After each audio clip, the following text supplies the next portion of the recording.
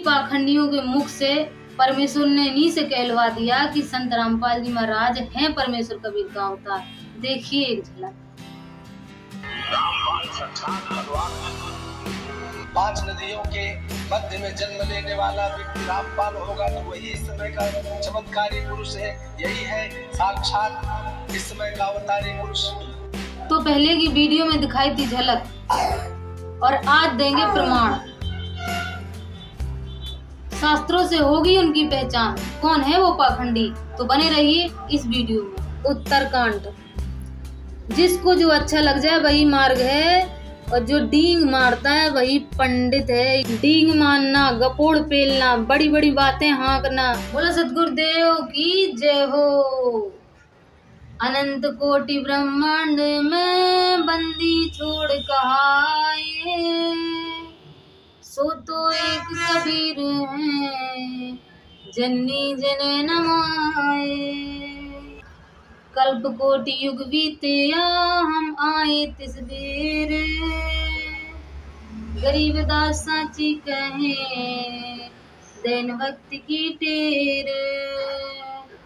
परमपिता परमात्मा पूर्ण ब्रह्म कबीर साहिब के अवतार संत रामपाल जी महाराज इस समय धरा पर प्रस्तुत है और अपने भक्तों को, अपने प्यारी आत्माओं को मोक्ष मंत्र प्रदान कर रहे हैं।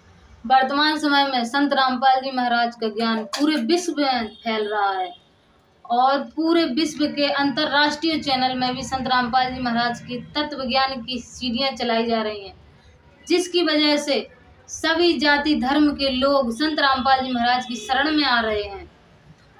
देश विदेशों से भी लोग संत रामपाल जी महाराज की शरण में आ रहे हैं, उनका सत्संग सुन रहे हैं। हमारा भारत फिर से विश्व गुरु बन रहा है। तो इसी बीच कुछ पाखंडी संत रामपाल जी महाराज के ज्ञान फैलने में और भारत को विश्व गुरु बनने में रोड़ा अटका रहे हैं। तो ऐसे पाखंडियों की आज पोल खोलेंगे हम रामचरितमानस से। तो पहले की वीडियो में दिखाई थी झलक और आज देंगे प्रमाण। शास्त्रों से होगी उनकी पहचान, कौन है वो पाखंडी, तो बने रहिए इस वीडियो में। आइए चलते हैं उस सदग्रंथ की ओर जिसको पूरा हिंदू समाज प्रमाणित मानता है।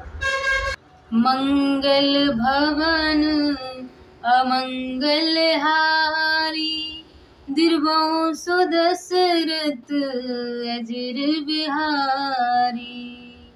रामचरितमानस, उस सदग्रंथ का नाम है रामचरितमानस, और ये भी उस रामचरितमानस को प्रमाणित मानते हैं। बंदी छोड़ सतगुरु रामपाल जी महाराज की जय। तो ये रामचरितमानस तुलसीदास जी द्वारा रचित, और ये देखिए इधर से छपी है गीता प्रेस गोरखपुर से, और टीकाकार है हनुमान प्रसाद पोदार। इसके चलते हम लोग उत्तरकांड 811 पेज नंबर। यहाँ पर देखिए दोहा है 97 दोहा का। मलगिर से धर्म सब लुप्त भये सदग्रंथ, दम्भई निज मति कल्प करी प्रगट किए बहुपंथ। कलयुग के पापों ने सर्वधर्म को ग्रास लिया है, सदग्रंथ लुप्त हो गए हैं। सदग्रंथ कौन से हैं? सदग्रंथ हैं हमारे चारों वेद, और 5वां वेद है सूक्ष्म वेद, जो परमेश्वर की स्वयं वाणी है, वो तो लुप्त हो गई, इन लोगों ने छिपा दी है। दम्भियों ने अपनी बुद्धि से कल्पना कर करके बहुत से पंथ प्रकट कर लिए। अब ये बहुत से पंथ कौन से हैं? पहले ये आर्य हुए, फिर ये वैदिक हुए, फिर ये सनातन हो गए, फिर इनके और भागों में बट गए। गिरी, पुरी, नागा, वैष्णव, पता नहीं कितने इनके पंथ बढ़ते चले गए। दम्भियों ने अपनी बुद्धि से कल्पना कर करके, दम्भियों ने अपनी बुद्धि से कल्पना कर करके बहुत से पंथ प्रकट कर लिए हैं। अब ये कहते हैं कि गंगा एक घाट बहुतेरे, तो ये कहते हैं गिरिपुरी, नागा, वैष्णव, साधु किसी में भी चले जाओ तुम पार हो जाओगे। तो भैया वो गंगा नहीं है, वो काल का फैलाया हुआ माया जाल है और गंदा नाला है, गंगा नहीं। आगे पढ़ते हैं। ये खा है। सभी लोग मोह के बस हो गए हैं, शुभ कर्मों को लोभ ने हड़प लिया है। सभी लोग मोह के बस। अब इनकी एक कथा बगैर पैसे की तो होती नहीं है। ये लोभ के बस इनकी कथा भी करोड़ों करोड़ों में होती है। कहीं ये गौदान के नाम पे मांग लेते हैं, कहीं ये किसी न किसी कहीं भंडारे के नाम पे चंदा मांग लेते हैं, कहीं मतलब बगैर पैसे का इनका कोई काम नहीं रह गया, बगैर माया का इनका कोई काम नहीं रह गया। इसलिए कहा है सभी लोग मोह के बस होकर शुभ कर्मों को भी लोग में हड़प लिया है, लोग ने सब हड़प लिया है। शुभ कर्म भी इनके एक भी बगैर लालच के नहीं हो रहे हैं। भाई एक झलक और इनको दिखा दें, कम से कम ये नहीं सुधरेंगे तो भगत समाज जगत समाज जो इस वीडियो को देख रहे हैं कम से कम वो तो सुधर जाएंगे। चलिए एक झलक और इनको दिखा दीजिए थोड़ी सी लाइव कैमरा। ये वही 97 का खा है और चौपाई नंबर 1 है। इसको पढ़ते हैं। सब पुरुष स्त्री वेद के विरोध में लगे रहते हैं। अब सब स्त्री पुरुष वेद के विरोध में लगे रहते हैं। वेद की वाणी तो संत रामपाल जी महाराज द्वारा लिखित ज्ञान गंगा के माध्यम से पूरे विश्व में घर घर निःशुल्क पहुंचाई जा रही है। उस ज्ञान गंगा में पाक कुरान की आयतें और बाइबल की लाइनें और गुरु ग्रंथ साहिब से वाणियाँ ली गई हैं और संतों की वाणियाँ ली गई हैं। ऐसी किताब को, ऐसी पुस्तक को तो माथे से लगा के रखना चाहिए। और ऐसे में कुछ पाखंडी हैं जो उस ज्ञान गंगा को, उस वेद की वाणी ज्ञान गंगा को जलाने की बात करते हैं, उसको नष्ट करने की बात करते हैं। तो उन्हीं लोगों के बारे में लिखा है इसमें। चलिए थोड़ा और दिखा दीजिए। सब स्त्री पुरुष वेद के विरोध में लगे रहते हैं। तो ऐसे लोगों के बारे में कहा। और ब्राह्मण वेदों के बेचने वाले होंगे। तो ये हम नहीं कह रहे, तुलसीदास जी स्वयं अपने कर कमलों से लिख रहे हैं कि ब्राह्मण वेदों के बेचने वाले हैं। ब्राह्मण ये वेदों को बेच रहे हैं, बेच के खा रहे हैं। और एक तरफ संत रामपाल जी महाराज वेद की वाणियों को निःशुल्क घर घर पहुंचा रहे हैं। तो यहीं से अंतर पता चलता है। और राजा प्रजा को खा डालने वाले होते हैं। वेद की आज्ञा कोई नहीं मानता।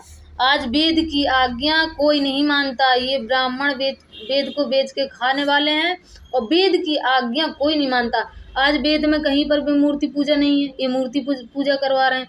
वेद पर कहीं भी नहीं है कि आप व्रत करिए, ये सोमवार का व्रत करवा दें, मंगलवार का व्रत करवा दें, बुध का व्रत करवा दें। और कहते हैं बृहस्पति का व्रत करवा दें। और शुक्रवार का कहते हैं कि लक्ष्मी महालक्ष्मी का व्रत कर लो, शुक्र का करवा दें, शनि का करवा दें, रवि का। ये 7-8 दिनों के व्रत ये करवा दें जो कि वेदों में कहीं पर भी वर्णित नहीं है। तो यही तुलसीदास जी ने कहा, इन्हीं लोगों के बारे में कहा है, वेद की आज्ञा कोई नहीं मानता। तो आज वेद की आज्ञा आज आप लोग स्वयं देख सकते हैं कि कोई नहीं मानता, सिर्फ संत रामपाल जी महाराज को छोड़ के। और अब ये है, जिसको जो अच्छा लग जाए वही मार्ग है। जिसको जो अच्छा लग जाए वही मार्ग है। तो ये पाखंडी नाम दीक्षा कैसे देते हैं, थोड़ा सा यहाँ पर हम लोग देखते हैं। ये कहते हैं जब कोई जाता है कि महाराज जी हमें नाम दीक्षा दे दीजिए, तो ये कहते हैं कि आपका कौन सा इष्ट है, आप उसको बता दीजिए, वो आपको उसका नाम दीक्षा दे देंगे।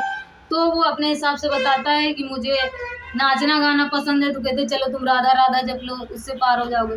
कोई कहेगा मुझे थोड़ी दारू पीना अच्छा लगता है, थोड़ा मांस खाना अच्छा लगता है, कोई बात नहीं, तुम दारू पीते रहना, तुम भैरव भैरव जपने लग जाओ। और फिर कोई कहता है मुझे थोड़ा सा क्रोध बहुत ज़्यादा आता है, तो कहते हैं चलो तुम तमोगुणी शिव जी की पूजा करने लग जाओ, उनका मंत्र दे देते हैं। तो इस पर संत रामपाल जी महाराज कहते हैं कि अगर कोई मरीज डॉक्टर के पास जाता है अपना रोग बताने कि भाई मुझे इसका दवा दे दो, तो डॉक्टर क्या करता है, तरह तरह की रंग बिरंगी गोलियां रख देता है कि भाई तुझे जो गोली पसंद हो तुम अपने हिसाब से बता दे कि तुझे कौन सी गोली पसंद है, मैं वो तुझे दे दूंगा।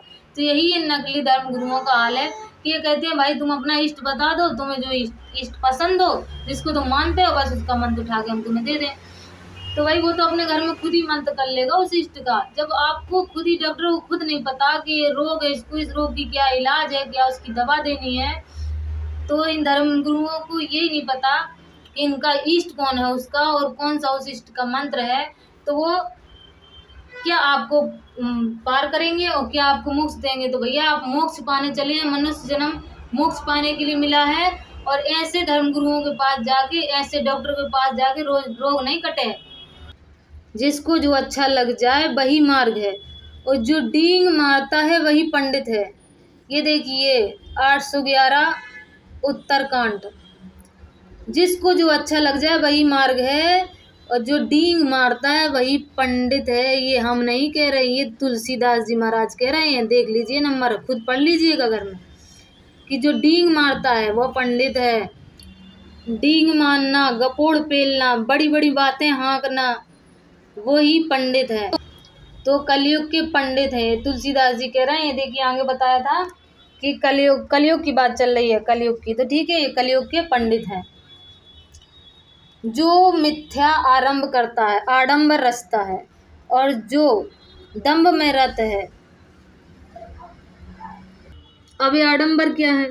जो लाल पीले वस्त्र धारण कर लेते हैं, 75 प्रकार की माला डाल लेते हैं, त्रिपुंड लगा लेते हैं, चूटी रखा लेते हैं, मतलब समाज की नज़र में साधु का भेष बना लेते हैं।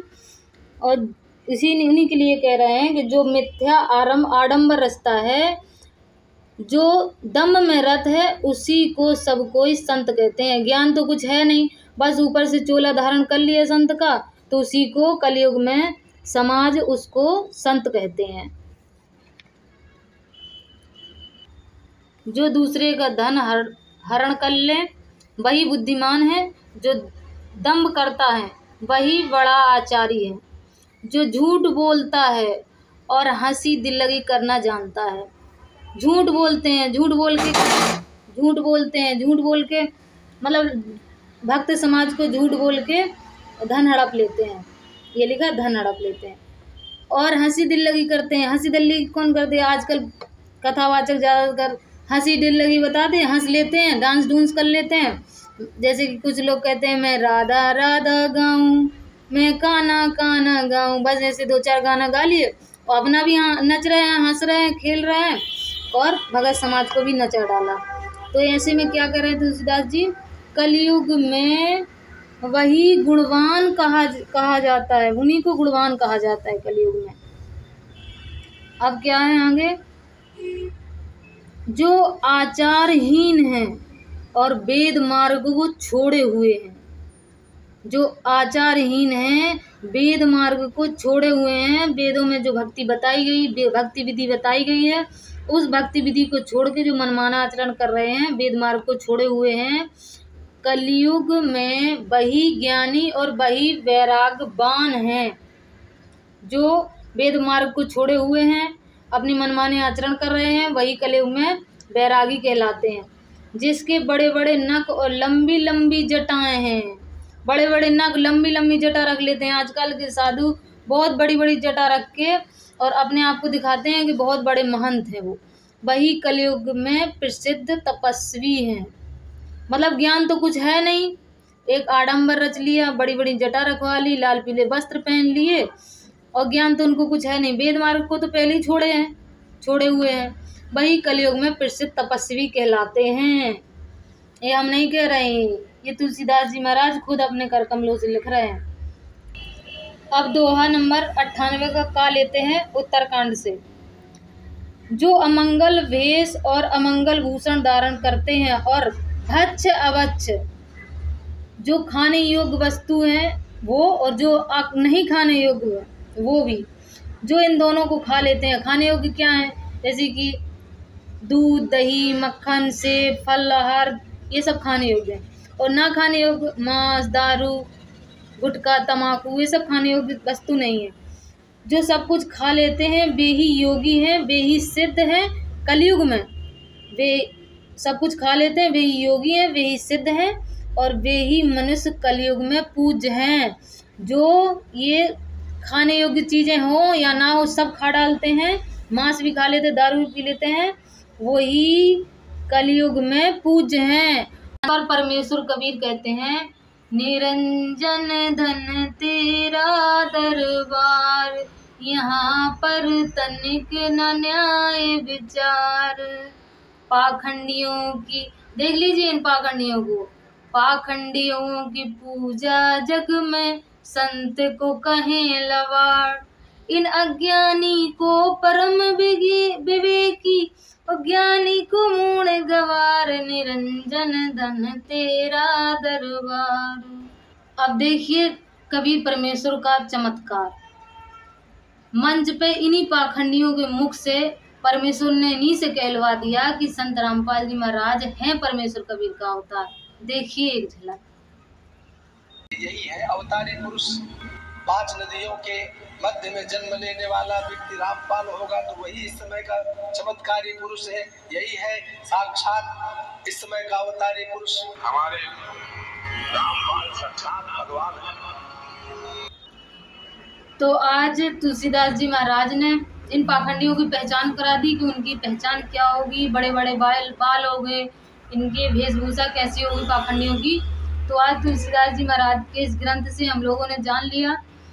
तो आज ये पोस्टमार्टम पाखंड पोस्टमार्टम का पार्ट 2 था और इसमें सिर्फ पोस्टमार्टम का चीरा दिया गया है। आगे 18 पुराण से एक एक करके बारी बारी ये खुलासा होता रहेगा, पोस्टमार्टम होता रहेगा। और देखने के लिए बने रहिए हमारे वीडियो पर। और उन पाखंडियों से हमारी प्रार्थना है और अनुरोध है कि संत रामपाल जी महाराज परमेश्वर कबीर साहब का किसी से कोई बैर नहीं है। वो सबको, पूरी सृष्टि को, पूरे संपूर्ण भारत को, पूरे विश्व को ज्ञान देने, मोक्ष प्रदान करने, मंत्र लेके, दिव्य मंत्र लेके जिनसे मोक्ष होगा वो लेके आए हैं। किसी से उनका कोई बैर नहीं, सबको मोक्ष प्रदान करने आए हैं। तो आप लोग भी आइए और उनके ज्ञान को समझिए, उनके मंत्र लीजिए और भक्ति करिए। वो किसी के विरोधी नहीं है, आप लोग भी उनके विरोधी ना बने।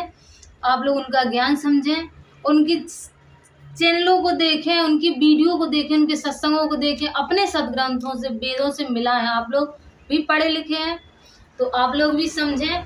जब आप लोगों के नीचे आप लोग स्वयं स्वीकार कर रहे हैं कि हमारे चेले संत रामपाल जी महाराज की शरण में जा रहे हैं, जब आपके नीचे गद्दी के नीचे बैठने वाला कोई नहीं बचेगा, श्रोता ही नहीं बचेगा, तो आप वक्ता बन के करेंगे क्या? तो आप लोग भी समझिए और संत रामपाल जी महाराज की शरण ग्रहण करिए और अपना मोक्ष करवाइए। परमात्मा कहते हैं, अनंत कोटि ब्रह्मांडे का एक रत्ती नहीं भार, सतगुरु पुरुष कबीर हैं कुल के सृजनहार। तो आने वाले समय में पाखंड पोस्टमार्टम पार्ट 3 देखना ना भूलें, भयानक प्रमाणों के साथ। तब तक के लिए सत्संग।